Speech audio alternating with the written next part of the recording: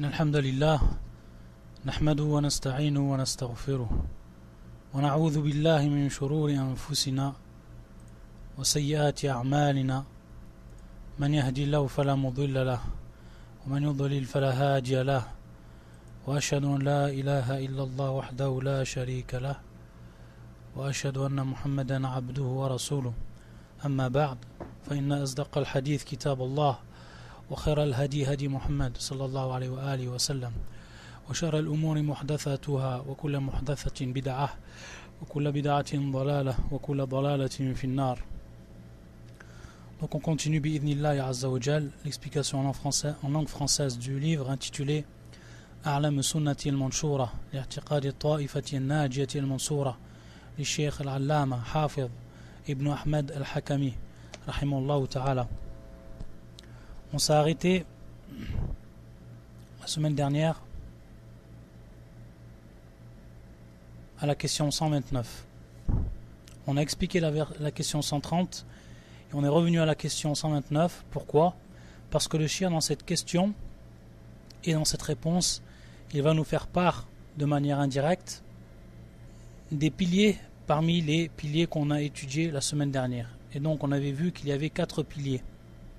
Donc le shir, il va en citer 3 explicitement dans sa réponse, et donc il reste un pilier et qui correspondait au premier pilier et qui est le suivant: al-i'tiqadul jazim bi anna al-jannata haqqun wa an-nar haqqun, c'est-à-dire la croyance ferme que le paradis et l'enfer sont réels. Donc on avait vu ici que c'était un des piliers de la croyance au paradis et à l'enfer, et on l'avait expliqué en détail.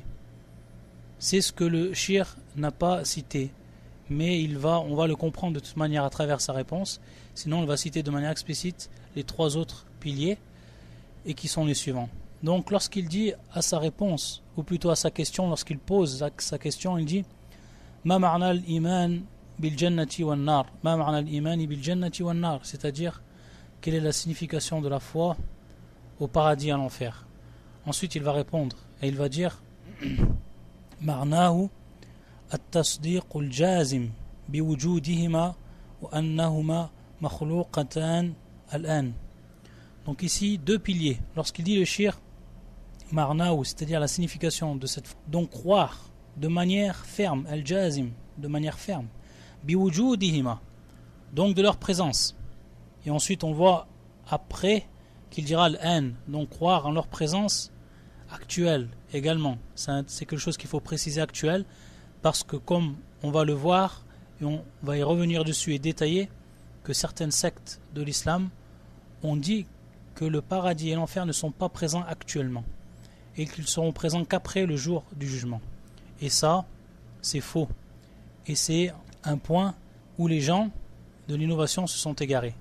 C'est pour ça qu'il est important de comprendre et de reconnaître que le paradis et l'enfer sont présents actuellement, et que cela fait partie donc des piliers, et que ça rentre donc dans la signification de la foi au paradis et en enfer. Donc le shir, lorsqu'il dit ma'nahu at-tasdiqul jazim biwujudihima, donc ils sont présents, et ça représente donc le 3e pilier qu'on avait cité le cours dernier, lorsqu'on avait dit al-i'tiqadul jazim bi anna al-jannata wan nar mawjudatan al-an, c'est-à-dire la croyance ferme que le paradis et l'enfer sont présents actuellement. Et on va revenir sur ce point, Inch'Allah. Ensuite il dit wa annahuma makhluqatan, et qu'ils sont donc créés. Et ça, bien entendu, ça représentait le 2e pilier qu'on a vu la semaine dernière, lorsqu'on a dit al-i'tiqadul jazim bi anna al-jannata wan nar makhluqatan muhdathatan, lorsqu'on avait dit donc la croyance ferme, qui était le 2e pilier, la croyance ferme que le paradis et l'enfer sont 2 créatures. Ils ont donc été créés, sont 2 créatures. Muhdathatan, et c'est-à-dire donc qu'ils ont été créés, ce qui veut dire qu'ils n'existaient pas auparavant. Donc Allah Azza wa Jal les a créés. Après qu'ils n'ont pas existé, ils ont existé. Et ça également, c'était un point qui était important, car certains gens de l'égarement comme les philosophes, comme on l'avait expliqué, eux ne croient pas en cela. Ensuite le shir il dit وَأَنَّهُمَا بَاقِيَةً بِإِبْقَاءِ اللَّهِ لَهُمَا لَا تَفْنَيَانْ أَبَدًا. Ensuite ici c'est donc le quatrième pilier qu'on avait cité la semaine dernière, on va le revoir en détail également, et qui est donc ce quatrième pilier et qui est le suivant. Donc on l'avait dit que la semaine dernière, al-i'tiqadu al-jazim bi anna al-jannata wan-nar la tafnayan bal huma baqiyatan ila al-abad. Et donc c'est la croyance ferme que le paradis et l'enfer ne se terminent pas, c'est-à-dire qu'ils n'ont pas de fin et qu'ils ne seront jamais anéantis, et que donc Allah Azza wa Jal va les faire subsister de façon éternelle. Ça c'était le quatrième pilier qu'on avait cité, et ça rentre donc dans la parole du shir. Donc on voit ici de manière explicite que le shir il a cité 3 piliers parmi les 4 piliers qu'on avait cités la semaine dernière. Et ensuite il dit وَيَدْخُلْ فِي ذَلِكَ كُلُّ مَا احْتَوَتْ عَلَيْهِ هَذِهِ مِنَ النَّعِيمِ وَتِلْكَ مِنَ الْعَذَابِ. C'est-à-dire il rentre également à l'intérieur de cela, ça comporte donc, notre croyance en cela comporte également de croire aux délices. Bien sûr lorsqu'on dit les délices c'est par rapport au paradis. Donc Allah Azza wa Jalla il a créé à l'intérieur du paradis des délices et il en a cité dans le Coran, et le prophète nous en a cité dans la sunna. Donc ça rentre également dans la croyance au feu et à l'enfer, au paradis et à l'enfer. Et également pour ce qui est de l'enfer, le châtiment. Donc dans le Coran il a été cité des châtiments, dans la sunna il a été cité des châtiments et qui sont propres dans l'enfer, qu'Allah Azza wa Jalla a créé dans l'enfer, et ça rentre également dans notre foi au paradis et à l'enfer. C'est pour ça que le shir donc il précise et il nous donne cette précision à travers cette parole là, et il finit donc par là sa réponse à la question numéro 129, que signifie la foi au paradis et à l'enfer. Ensuite on a vu la question 130 qui correspond au troisième pilier, donc on l'avait déjà vu, et donc on s'était arrêté à la question numéro 131, la question 131 où le shir il va développer un point également, et qui est donc en relation directement avec le dernier pilier qu'on a cité, et qui est al-i'tiqadu al-jazim bi anna al-jannata wan-nar la tafnayan bal huma baqiyatan ila al-abad. On a vu que ma'na al-abad al-mustaqbal alladhi la nihayata lahu, c'est-à-dire que al-mustaqbal alladhi la nihayata lahu, le futur qui n'a pas de fin, ça c'est al-abad, ça c'est al-abad. On a vu que c'était le contraire du terme al-azal, qui est al-madi alladhi la bidayata lahu, c'est-à-dire al-azal qui est le contraire, son opposé au niveau de la signification du terme al-abad, et al-azal donc qui est le passé qui n'a pas de début. Ici al-abad al-mustaqbal alladhi la nihayata lahu, le futur qui n'a pas de fin. Avant de développer ce quatrième pilier en détail, et ça on l'avait pas vu la semaine dernière, et c'est un point qui est important à citer également, c'était que ceux qui ont été en l'encontre du troisième pilier qu'on avait vu, et le troisième pilier bien entendu qui était de croire de manière ferme que le paradis et l'enfer sont présents actuellement. On a vu que al-Mu'tazila, ça c'est la parole des Mu'tazila, c'est la croyance des Mu'tazila, des Mu'tazilites, qui disent que eux le paradis n'est pas présent actuellement, mais qu'il sera présent après le jour du jugement, mais qu'actuellement il n'est pas présent. Ça c'est la parole des Mu'tazila. Donc c'est pour cela qu'il était important de comprendre et de rappeler que ce point-là fait partie des piliers, et que la personne qui ne croit pas en cela va donc ne pas concrétiser cette foi au paradis et à l'enfer. Si la personne croit que le paradis et l'enfer n'est pas actuellement présent, alors il faut savoir que il n'a pas concrétisé la foi. Pourquoi ? Parce que parmi la foi, il y a des piliers, et parmi ces piliers donc, croire fermement que le paradis et l'enfer sont présents actuellement. Qu'est-ce qu'ils nous disent, Al-Mu'tazila, et sur quoi ils se basent pour dire cette parole-là ? Eux, ils ont pris certains points de la religion C'est-à-dire, à titre d'exemple, ils prennent un verset, et à titre d'exemple, ils prennent un hadith, pour dire que le paradis et l'enfer n'existent pas actuellement. Pour ce qui est du verset, on peut prendre un verset parmi les versets qu'ils utilisent. Vous savez que par rapport à la femme de Pharaon, Allah Azza wa Jal a dit à son propos lorsqu'elle dit Rabbi ibni li indaka baytan fil jannah, c'est-à-dire, ô mon Seigneur, construis-moi auprès de toi une maison dans le paradis. Surat al-Tahrim, c'est le verset 11. Donc, eux, quel est Wajh al-Istidlal? Ils disent si la femme de Pharaon demande au Seigneur de lui construire une maison, ça veut dire que actuellement elle n'est pas présente. Et donc que le paradis n'est pas présent. Et qu'il sera donc présent et que cette maison sera construite dans le paradis après le jour du jugement. Ça, c'est l'aspect argumentatif auprès des gens, de ces gens de l'innovation, Al-Mu'tazila. De même et dans le même sens, ils prennent un des hadiths du prophète sallallahu alayhi wa sallam et d'autres parmi ceux que l'on cite lorsque le prophète sallallahu alayhi wa sallam a dit dans le hadith qui est muttafaqun alayh, rapporté par l'imam Muslim et l'imam al-Bukhari, ou l'imam Bukhari et l'imam Muslim, man bana lillahi masjidan bana Allahu lahu baytan fil jannah. Celui qui construit pour Allah Azza wa Jal une mosquée, Allah Azza wa Jal lui construira une maison dans le paradis. Donc là aussi, de même ils disent exactement la même chose que par rapport au verset. C'est leur argumentation et qui est bien sûr de toute évidence batil, qui est de toute évidence fausse. Pourquoi cela? Parce que tout simplement, nous on sait qu'Allah Azza wa Jal, il crée des délices dans le paradis. Que le paradis existe actuellement et Allah Azza wa Jal crée des délices dans le paradis. Il crée de manière continuelle des délices dans le paradis. Comme pour ce qui est de l'enfer. Il crée des châtiments dans l'enfer. Et donc, cela ne va absolument pas à l'encontre de notre croyance, qui est pris bien sûr des versets que l'on a cités la dernière fois et des hadiths du prophète sallam qu'on a cités la dernière fois et qui étaient reprises, où ces preuves étaient reprises par le shir dans la question numéro 130 lorsqu'il avait posé quelle est la preuve de l'existence actuellement. Donc, il n'y a aucune contradiction avec cela.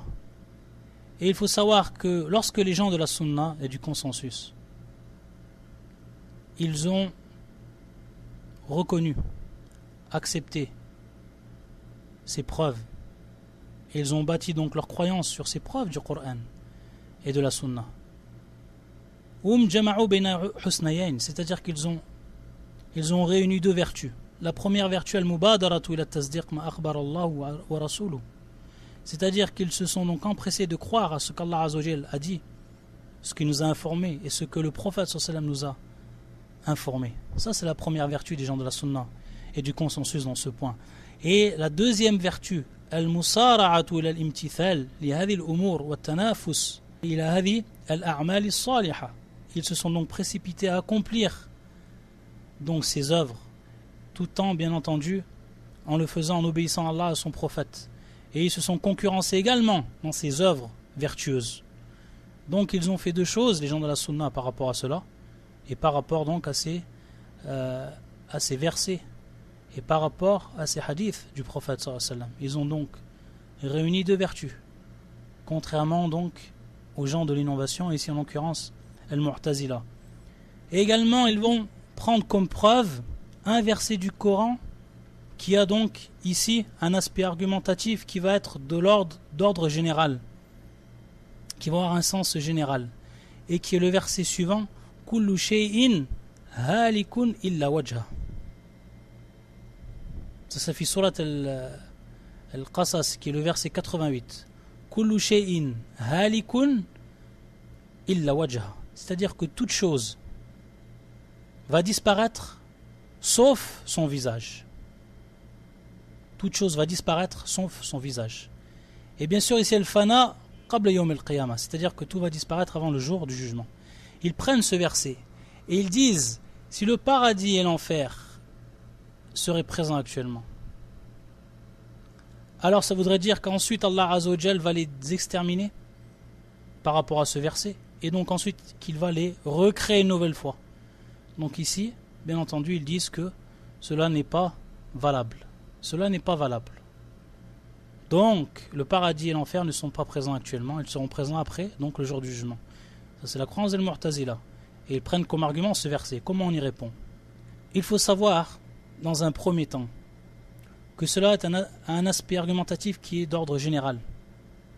Et on sait, comme nous le rappelle Cheikh l'Islam Ibn Taymiyyah, rahmatullah alayh, qu'il y a consensus des savants pour dire qu'il y a des créatures, al-makhlouqat, ba'd al-makhlouqat, certaines créatures qui ne disparaissent pas. Même avant le jour du jugement. Comme par exemple al-arsh, comme par exemple al-kursi, comme par exemple al-lawh, comme par exemple al-qalam, etc. C'est-à-dire la plume, al-arsh, le trône, al-kursi, le repose-pied, al-lawh, les tables, tout cela ne disparaît pas. Ça c'est bi-ijma' al-ulama, comme nous le rappelle Cheikh l'Islam Ibn Taymiyyah. Et donc, si on reprend ce verset kullu shay'in halikun ila wajha, tout simplement, on sait que al-ma'na mimma kataba Allahu alayhi al-halak. Kullu shay'in mimma kataba Allahu alayhi al-halak. C'est comme cela qu'on comprend le verset, c'est-à-dire que toute chose va disparaître parmi ce qu'Allah Azza wa Jal a déterminé comme étant voué à la perdition. Ça, on va comprendre ce verset suivant son exposition, bien entendu. Kullu shay'in halikun illa wajha. Donc il y a des makhlouqat qui ne vont pas disparaître. Et jamais personne parmi les gens de science a dit que, par exemple, à titre d'exemple, al-qalam ou al-lawh vont être exterminés ensuite recréés. Abadan.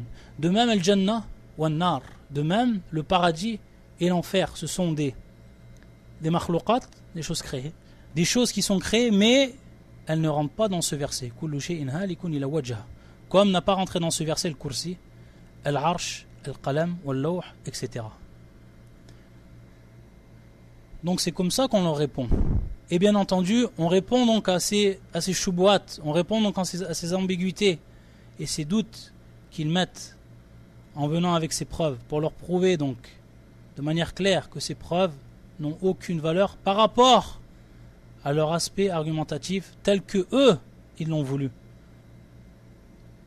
Et bien entendu, les preuves, on les a citées, les preuves du Coran, les preuves de la Sunna, lorsqu'on a cité la parole et la réponse, ou la question et la réponse du shir, qui était la question 130. Donc revenir à la semaine dernière. Taïb. Voilà pour ce qui était en fait du complément par rapport au troisième pilier. Maintenant, le quatrième pilier. Le quatrième pilier, on l'a répété donc la semaine dernière, mais on n'est pas rentré dans les détails. Et le shir, on va voir que ce quatrième pilier, il apparaît donc à la question numéro 131. Lorsque le shir, il nous dit Mad dalilu ala baqa'ihima la tafnayan abadan. C'est-à-dire, quelle est la preuve qu'ils subsisteront sans jamais disparaître? Quelle est la preuve qu'ils subsisteront sans jamais disparaître? Quelle est la preuve que le paradis et l'enfer, jamais ils ne vont disparaître? Abadan. Ils resteront de manière éternelle. Quelles sont les preuves par rapport à cela? Il y en a beaucoup. Que ce soit par rapport aux preuves du Coran ou que ce soit par rapport aux preuves de la Sunna, le shir, il va nous en citer. On va voir qu'il va nous citer de nombreux versets du Coran. Lorsqu'on regarde le livre, on voit qu'il nous a cité beaucoup de versets du Coran. Pour simplifier et pour bien comprendre ces preuves-là, on va les regrouper en majmu'at, c'est-à-dire qu'on va les regrouper en groupes. On va donner des groupes de preuves par rapport à cela et qui vont nous permettre d'être précis dans l'argumentation et de connaître exactement comment on comprend les versets qui traitent de cela ou par lesquels on va pouvoir argumenter ce point de croyance important. Pour ce qui est du Jannah, il faut savoir qu'il y a 4 groupes. Le premier groupe, donc ça on prend bien sûr, sont les preuves du Coran. Les preuves que l'on prend sont les preuves du Coran. Le premier groupe, ce sont tous les versets qui comprennent ce qui est pris, extrait ou tiré du verbe khalada, yakhlud. Donc al-ishtiqaq min al-fi'l khalada. Et donc ce verbe que l'on traduit par rester éternellement veut dire en fait al-baqa, c'est-à-dire rester éternellement, continuellement. Al-baqa, sans jamais disparaître. Donc on va voir que dans le Coran, il y a beaucoup de très nombreux versets qui viennent donc avec, ou qui reprennent la racine de ce verbe-là. Et bien sûr, après, il prend plusieurs formes. Pour ce qui est donc des versets du Coran, il y en a qui rentrent dans ce groupe, il y en a beaucoup. Si on regarde maintenant le shir, ce qu'il nous dit, à la réponse numéro 131. Donc il va répondre le shir en nous citant des versets. Il va donc nous citer des versets par rapport au paradis, et ensuite il va nous citer des versets par rapport à l'enfer. Donc de façon générale, tout ce qui va revenir à ce verbe khalada, il y a beaucoup de versets. Ça c'est le premier groupe. Pour ce qui est du deuxième groupe, ce sont en fait les versets du Coran où il y a l'insistance de ce terme qui est employé, khalada, bil abadiyya, yani ta'kid al-khulud bil abadiyya. Ce sont en fait les termes issus du verbe khalada et qui sont accompagnés à titre d'insistance par le terme abadan.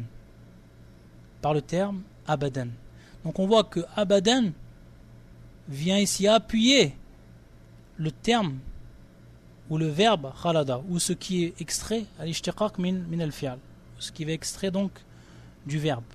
Et à titre d'exemple, donc ici on peut en prendre un, et c'est le premier verset que le shir il va citer.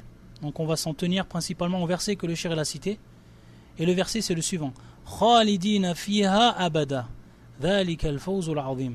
C'est le premier verset qu'il a cité le shir à titre de preuve. Donc on voit ici le terme khalidin, ça vient du verbe khalada. Donc ici ishtiqaq, Khalidina fiha abadan. Et on voit ensuite le deuxième terme qui est employé, abadan. Donc ici ta'kid, c'est-à-dire qu'il y a donc une insistance faite à ce terme khalidin pour prouver donc qu'ils sont éternellement en enfer, qu'ils y demeureront éternellement. Donc on traduit par ils y demeureront éternellement. Voici l'énorme succès dans le paradis, bien sûr. Dans le paradis. Dhalika al-fawzul azim. Khalidina fiha abadan. Ils y demeureront éternellement dans le paradis, bien entendu. Dhalika al-fawzul azim. Voilà l'énorme succès. Donc on voit ici que c'est le deuxième groupe. Ensuite, le troisième groupe, c'est où il est utilisé le terme adn, jannatu adn. Et également ici, il y a plusieurs versets où il est utilisé ce terme, jannatu adn, c'est-à-dire qu'on va donner un caractéristique au paradis. Donc on est bien pour ce qui concerne le paradis. Ici donc, une caractéristique va être donnée à ce paradis et on va l'appeler adn, jannatu adn. Et qu'est-ce que veut dire le terme adn? Ça vient en fait du verbe adana. On dit adana fulan bil makan idha aqamahu. C'est-à-dire que les Arabes utilisaient ce terme adana qui vient donc, ou ce terme adn, et qui vient du verbe adana, ya'din, adnan, pour dire d'une personne qui est restée dans un endroit qui est resté de manière continuelle, sans jamais en voyager. Donc il disait adana fulan bil makan, c'est-à-dire que la personne est restée, a résidé, et de manière continuelle dans cet endroit. Donc le terme adn vient de ce verbe adana. Et donc on veut par le terme adn, qu'est-ce que ça veut dire donc al-baqa, al-iqama, al-khulud, c'est-à-dire l'éternité, al-khulud, l'éternité, al-iqama, la résidence, al-baqa, la continuité. Donc ça c'est le troisième groupe, où beaucoup de versets du Coran viennent avec cette caractéristique attribuée au paradis, jannatu adn. Il y a exactement dans le Coran 11 versets qui traitent de cela, ou qui nous citent cela, 11 versets dans le Coran. Ensuite, le quatrième groupe, ce sont ayatun mutafarriqa. Ce sont des versets qui sont donc dispersés, mais qui veulent dire, de par non seulement les termes que l'on emploie, et le sens qu'ils contiennent, ils veulent dire donc al-khulud ou al-abadiyya, c'est-à-dire ils nous précisent l'éternité, ou ils veulent dire l'éternité et la continuité. Et le shir, bien entendu, ici, il va nous en citer des versets comme tels. Par exemple, وَمَا هُمْ مِنْهَا بِمُخْرَجِينَ. Donc on voit ici, au niveau de la al-ma'na, dans ce verset, on ne les en fera pas sortir, c'est-à-dire وَمَا هُمْ مِنْهَا بِمُخْرَجِينَ. On voit ici que ça prouve bien que jamais ils n'en sortiront, et donc que jamais il disparaîtra, le paradis. De même, dans l'autre verset, qui nous suit le suivant, عَطَاءً غَيْرَ مَجْذُوذ. C'est là un don qui n'est jamais interrompu. Jamais interrompu. عَطَاءً غير مجذوذ. Donc également ça rentre dans le quatrième groupe de versets qui veulent dire donc de par son sens et de par les termes qui sont employés à l'éternité du paradis. C'est là un don qui n'est jamais interrompu. De même, dans l'autre verset qui nous cite le shir, Inna hadha la rizquna ma lahu min nafad. Ma lahu min nafad.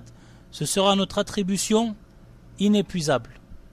Ce sera notre attribution inépuisable. De même ici, le sens est clair. De même ici, le sens est clair. Également, ce qu'il nous cite le shir, Innal muttaqina fi maqamin amin ila qawli la yadhuquna fiha al-maut illa al-mautata al-ula. Innal muttaqina fi maqamin amin. Les pieux seront dans une demeure sûre. Les pieux seront dans une demeure sûre. Ils n'y goûteront pas la mort. Et donc ensuite, la suite du verset, après, ils n'y goûteront pas à la mort. Ils n'y goûteront pas à la mort sauf leur mort première. Donc ici dans le sens également, ça prouve de façon claire l'éternité du paradis. Ensuite le shir il est passé dans sa question ou dans sa réponse à l'enfer. Il est passé à l'enfer. Et pour ce qui est de l'enfer également, ici il y a des groupes de versets. Et il y en a trois. Il y a trois groupes de versets. Il y a en fait trois groupes de versets. Le premier groupe, il est comme le premier groupe de ce qui concerne le paradis. C'est-à-dire donc des versets qui vont utiliser le verbe khalada ou tout ce qui est extrait de ce verbe-là. Donc al-ishtiqaq min al-fi'l khalada. Et des versets, il y en a, non, ils sont nombreux dans ce sens. Il y en a exactement dans le Coran 38 versets qui vont dans ce sens. On peut en citer certains. À titre d'exemple. Le verset suivant qui est dans les Fussilat, c'est-à-dire les versets détaillés. ذلك جزاء أعداء الله النار لهم فيها دار الخلد لهم فيها دار الخلد. Ainsi la rétribution des ennemis d'Allah sera le feu où ils auront une demeure éternelle. Donc ici on voit bien darul khuld. Donc al khuld qui vient du terme khalada, ishtiqaq ou mushtaq min al fi'l khalada. Donc on voit que c'est extrait de ce verbe là. ذلك جزاء أعداء الله. Ça c'est le verset bien sûr 28 de surat, les versets détaillés. ذلك جزاء أعداء الله النار لهم فيها دار الخلد. Ça c'est un exemple. Un autre exemple.